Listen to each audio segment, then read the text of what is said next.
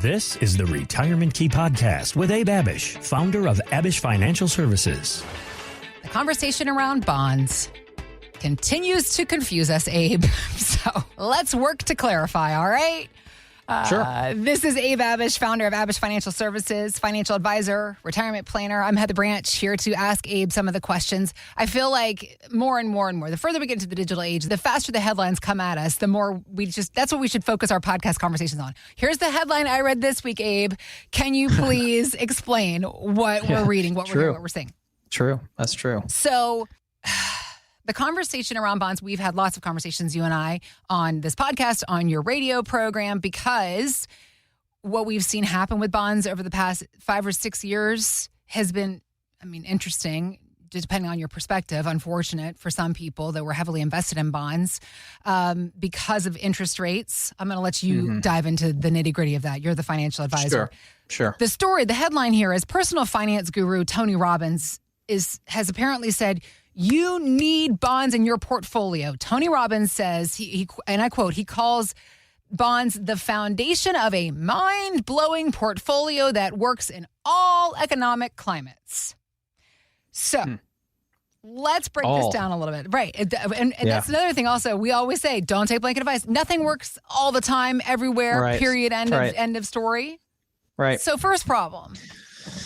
Yeah. So, no, I like Tony Robbins a lot. Someone that I respect. Yeah, a lot of people do. Finance guru, maybe, but he's been known to interview some of the biggest financial gurus in the world. Yeah. And then put the book, his books together, which have been popular, like Money Master the Game and other books. Yeah. Where he's interviewing some of the most successful financial investors in the world.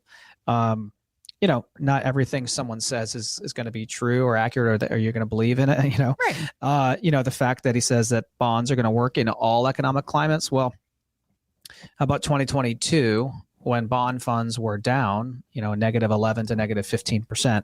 Specifically, one fund that I bring up as an example to clients and prospective clients is BND. B as in boy, N as in Nancy, D as in dog, with Vanguard. Vanguard's bond ETF, BND.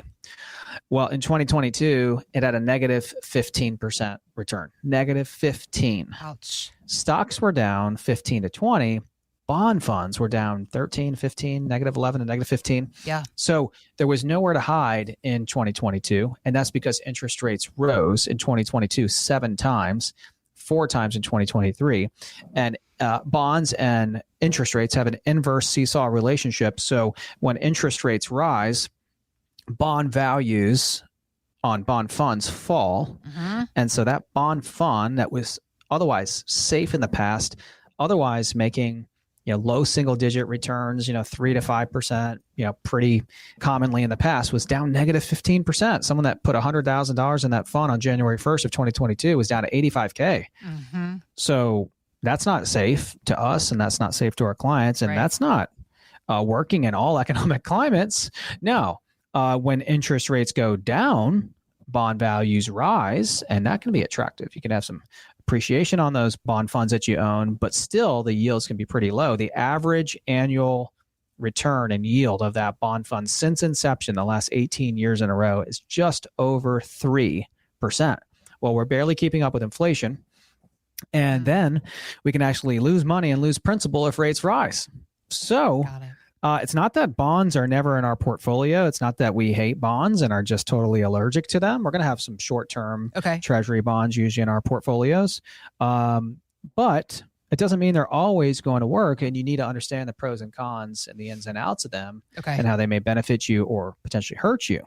So, Tony Robbins was saying that bonds are more stable investments. Yes, this is true during turbulent economic times. Why? They're not as risky as an aggressive. It's a debt instrument versus an equity instrument, where stocks you're an owner, here you're a loaner or you're loaning money, you're part of the fixed income portfolio versus the growth side of the portfolio. So naturally, they're not going to be as volatile as stocks. When global markets are shaky, those nearing retirement, trying to keep their nest eggs intact, maybe you should consider them. Bondholders can also expect to receive interest on a regularly basis, while retirees need income on a regularly basis. And then he was saying, once a person, I think this is actually really key. Yeah. Once a person, this is from the article, Once a person is within 5 years of retirement, they need to de-risk their portfolio to some extent. A large downturn in the equity markets immediately preceding retirement can have devastating effects on one's individual standard of living in retirement. I totally agree. And that could affect someone for the rest of their life. Meaning, you retire this year, Heather, and you've got $5 million saved, and heading into the back half of this year and early next year, let's just say the markets are down. They're not only down, let's say they're down the next 3 years in a row, and they're down 10%, down 15%, down 20%. And you're like, hey, boy, you told me I can retire and I have $5 million. Number one, you don't have $5 million anymore. Right. Number two, you're not working anymore. Number three, you've got to dip into your portfolio for income while the markets are down. Right. That can have a huge negative effect. That's that sequence risk we talk about a lot on this podcast and on our radio shows and everything. Yeah. While there are a lot of good points that Tony made, there are also just some things that you need to be aware of. And so what we don't build at Abish are these cookie cutter 60-40, 70-30 portfolios that are just stocks and bonds, because you can get that anywhere. Right. That's going to be more part of an accumulation plan, helping someone reach that retirement goal number. Once someone gets to that retirement goal number, which is usually around 60, 65, they're getting closer to being able to take Social Security, being able to take a pension, being able to hop on Medicare. Then they're realizing, well, when can I retire? I want to retire. I'm getting tired. I want to spend more time with my grandkids. I want to travel. I don't like the commutes anymore. I don't like the people that I work with anymore. Whatever the reason is, people are wondering when they can retire. And that's exactly when the plan should start shifting. Okay. From maybe the cookie cutter, more traditional stock bond combo to maybe stocks, bonds, annuities, structured notes, other instruments that are principal protected, buffered, offering more protection, focusing on protection, preservation, distributions at the same time with the growth, right? All right. Leading up to retirement, the sole focus is growth. At the point of retirement, heading into those early distribution years especially, we need to be focused on other things. Well, and so many people for decades have turned to bonds as a place of safety for their savings. They become more bond heavy as they get closer to retirement. That's another thing that we brought up, is the idea of TDFs, target date funds, in our 401ks. They move you more into bond. Traditionally, a TDF is set up where it moves you more into bonds and out of stocks as you get closer to your retirement goal line. So for somebody who's listening to this podcast is like, okay, yeah, I agree with you, Abe. Bonds have not performed that well. Let's talk about, again, I always like to give action items. What can people do? So seeking bond alternatives. What are our options there then? And seeking layers of and adding safety. What can we do? Right. We have a few key bond alternatives that we turn to as a financial firm. In no particular order, you have certain types of annuities and you have certain types of structured notes. Okay. So annuities are offered through insurance companies and structured notes are offered through banks. Okay. You could look at a fixed rate annuity. You could look at a fixed indexed annuity. Fixed rate and fixed index are typically principal protected. You typically can't lose any money when the markets are going backwards. That also means a more limited return compared to returns in the equity markets, the stock and ETF index fund markets. Yep. What could one expect on a fixed rate annuity or a fixed index annuity?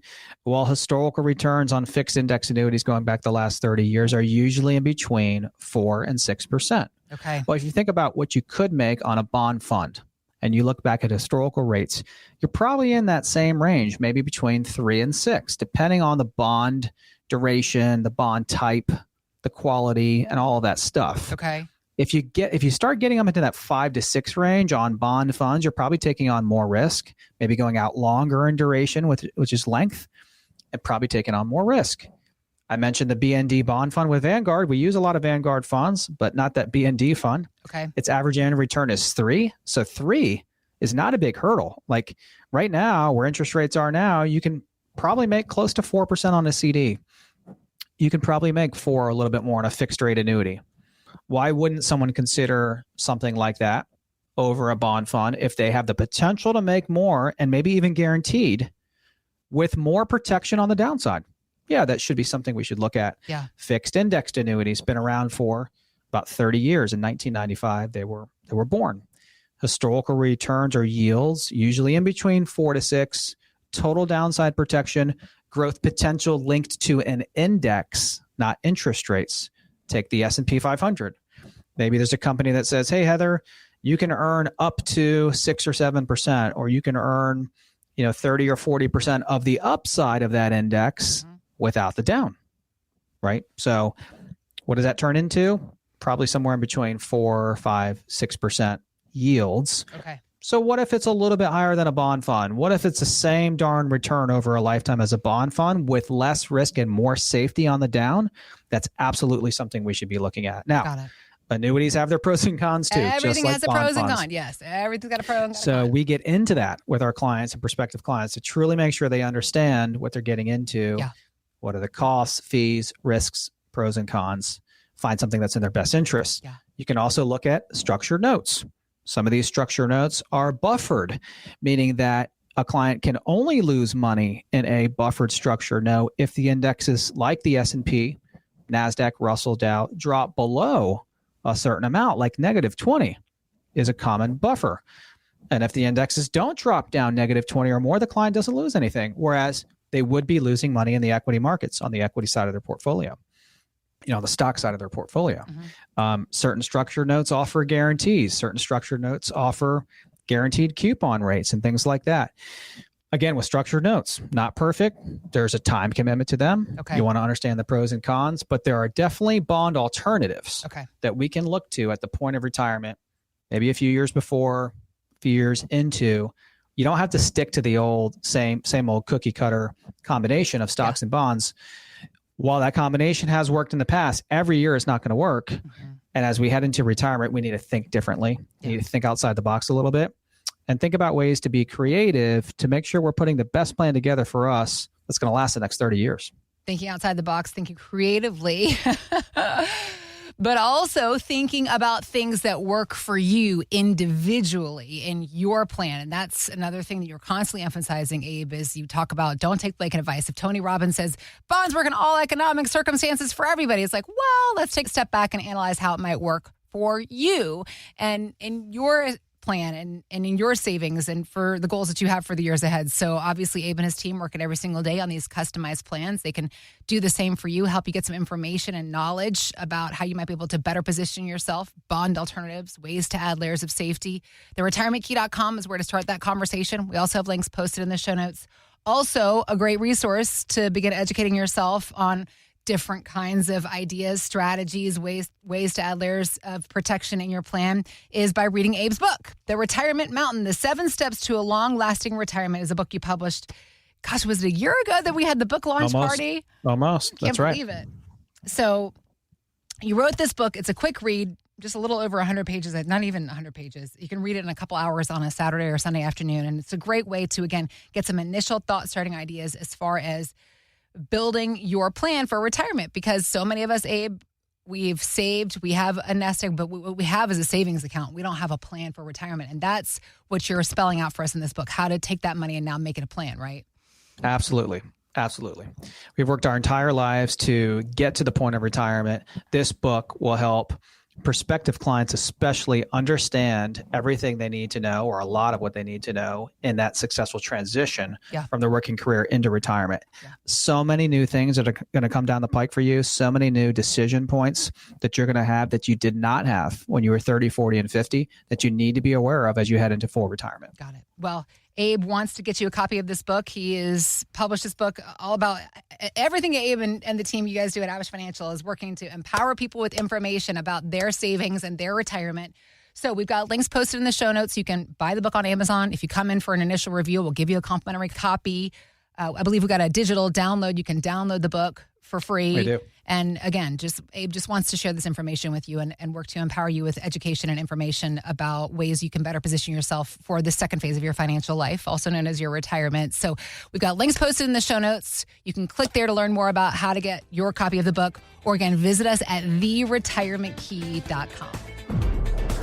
Thanks for listening to the Retirement Key Podcast with Abe Abich. To learn more about Abish Financial Services, visit TheRetirementKey.com and join Abe for his radio show, The Retirement Key, Saturdays at 8 a.m. and 2 p.m. and Sundays at 8 a.m., 2 p.m. and 5 p.m. Abish Financial Wealth Management is a registered investment advisor with the SEC. Registration as an investment advisor does not imply a certain level of skill or training, and the content of this communication has not been approved or verified by the United States Securities and Exchange Commission or by any state securities authority. The information contained in this material is intended to provide general information about Abish Financial Wealth Management and its services. It is not intended to offer investment advice. Investment advice will only be given after a client engages our services by executing the appropriate investment services agreement. Information regarding investment products and services are provided solely to read about our investment philosophy and our strategies.